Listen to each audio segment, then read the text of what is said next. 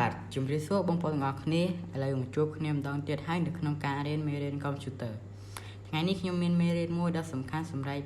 ចែកជូនបងប្អូនទាំងអស់គ្នានៅក្នុងមេរៀននេះខ្ញុំចង់បង្រៀនបងប្អូនអំពីរបៀបសម្អាតមេរោគកុំព្យូទ័រនៅក្នុងការសម្អាតមេរោគនេះមាន4វិធីដែលអ្នកទាំងអស់គ្នាត្រូវយកទៅអនុវត្តសម្រាប់របៀបទី1សម្អាតតាមរបៀបថែមសម្រាប់ចំណុចទី2សម្អាតតាមរបៀបថែមដូចគ្នាប៉ុន្តែមានសញ្ញាភាគរយ2សម្រាប់ចំណុចទី3សម្អាតតាមរបៀប perfect សម្រាប់ចំណុចទី4សម្អាតតាមរបៀប dish clean up តោះឥឡូវយើងចូលទៅអនុវត្តទាំងអស់គ្នាដើម្បីអនុវត្តបានយើងត្រូវចុច Windows បូកអក្សរ O នៅលើ key របស់យើងមកសម្អាតតាមរបៀបទី1គឺសម្អាតតាមរបៀបថែមអ្នកទាំងអស់គ្នាវាយតាមខ្ញុំមក T E M P ហើយយើងចុចសញ្ញាអូខេវានឹងចូលដល់កន្លែងមេរោគដែលយើងបានមើល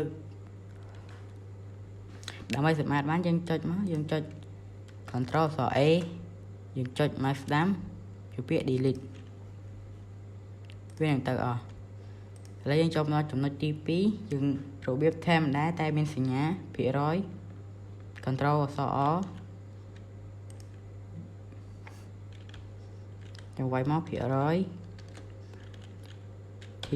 E M P យើងចុចអូខេមកវានៅទៅដល់កន្លែងដែលយើងត្រូវសម្អាតយើងចុច Ctrl អក្សរ A យើងយកពាក្យ delete ដដែលមក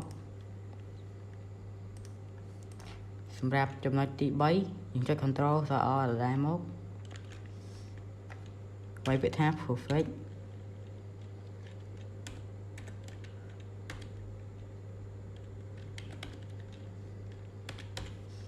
យើងចុចអូខេមក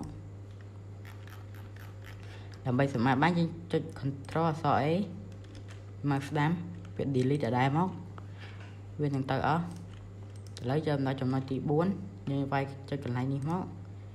ហើយយើងយកពាក្យថា dish clean up វាអក្សរ D I S K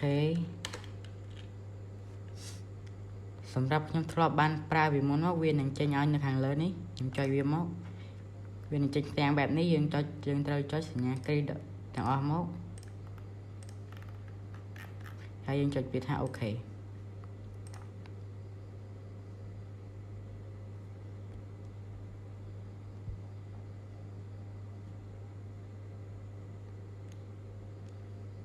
លេងចូលដល់កន្លែងធុងសម្រាមវានឹងអស់ពីកន្លែងធុងសម្រាមសម្រាប់វីដេអូហ្នឹងមានតែប៉ុណ្្នឹងទេជួបគ្នានៅវីដេអូក្រោយ